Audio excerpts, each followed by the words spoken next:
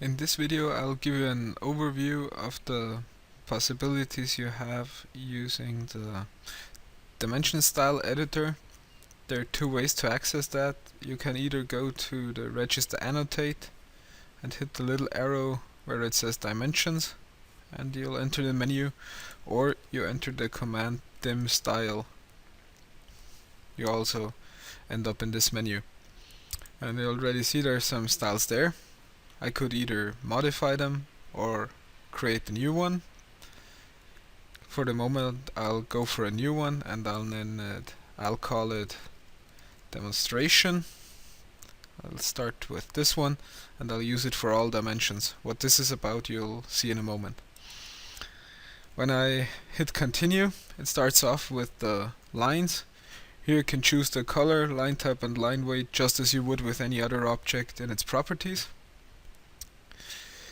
Here you have the extend beyond ticks. That's the distance that you want the lines to extend over these tilted lines. So I usually set it to 1 millimeter because I found that anything shorter than that doesn't print well, and anything larger than that looks kind of clumsy. So I'll just leave it at 1.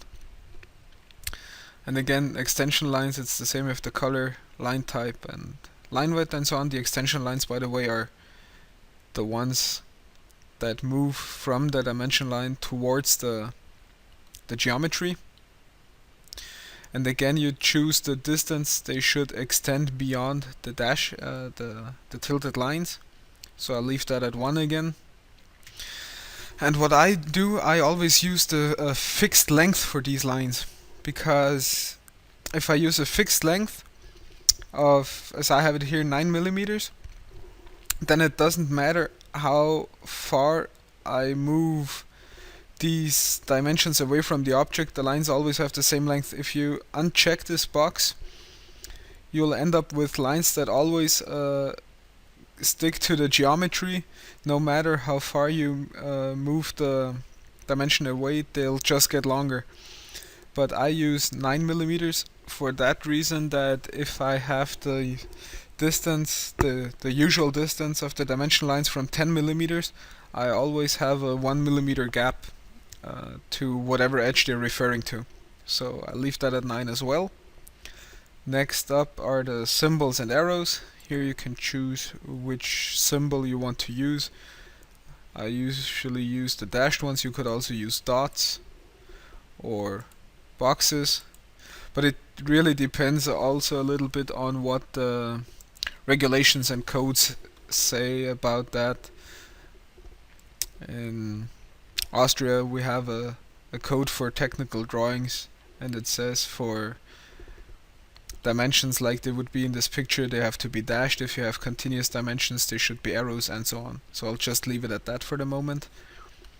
And again, the size is a value you could play with. Over the years I found that 2 is what my eye likes best, or what looks most harmonic. It's not too clumsy and it's not too small, but you could just play with these values. And again, all these size values, you could just play around with these. These are the values that I found work best for me. Next up is the text. Here you choose the text style you want to use. In this case I'll stick with this one. It's a Century Gothic font, text height 2.5 millimeters. Here again you could set the color, or if you have a fill color, I'd recommend to set this one to background, because if you have really dense drawings where you have lots of lines and dimensions, and as it so happens the dimension crosses the drawing that lies beneath, and you can't read the text anymore. So if you just set this to background, and you have a white background as in this layout, then it changes to white. So even if there are 100 lines beneath the text, you can still read it because it's got a little box around it. So I'd recommend using background in this case. Here again you can choose where you want to place the text, always on the outside or above the line. or centered maybe. Horizontal also centered or at extent. Could play around with these, whatever fits you best. View direction left to right or right to left. Usually it's left to right. And the offset from the dimension line is again another value you'd have to play with, whatever suits you best. So I always leave it at a really small value. You could also set it to 1. Then you see the distance becomes greater. But I always use a rather small value. Then here you have the alignment. Should it be always horizontal? Or the ISO standard are always with the dimension lines. Next up, the fitting options.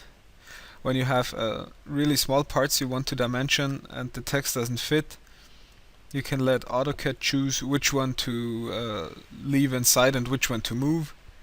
Or you could specify it yourself, that you say you always want the text to remain there, or you always want the arrows to remain there. And when the text doesn't fit, here you have the opportunity to choose in which way it should be moved. You can hit beside the dimension line, so it just moves it outside here, or over the dimension line with the leader, which means it would just move to the side, or in this case to the top, and you'll have a line there. And this one here is a little bit tricky, because in AutoCAD 2014 we've been having tremendous problems with the scaling of dimensions, because if you use different annotation scales like 1 to 50 or 1 to 100 and you want to dimension these, we've been having the problem that sometimes the scale was calculated wrongly. So there was a line of a component which was in reality 100 centimeters long, but in the layout it was, let's say, in a 1 to 10 scale only 10 centimeters long, and it wasn't dimensioned as 100 but as 10. And that's a really great problem we've been having there. So we found that if you want to close or rule this problem out, it's best to set this to scale dimensions to layout, and then at the primary units leave this factor at 1. Here you can choose the unit format, how many digits you want to have displayed behind the comma, the same for degrees. And at the end you have alternate units and tolerances, though I must admit that I've never concerned myself with these two, I never needed them. So I'll just hit OK.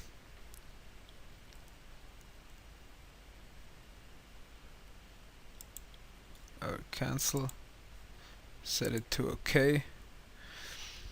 And now I'll just show you, as I mentioned before, we used it for all dimensions.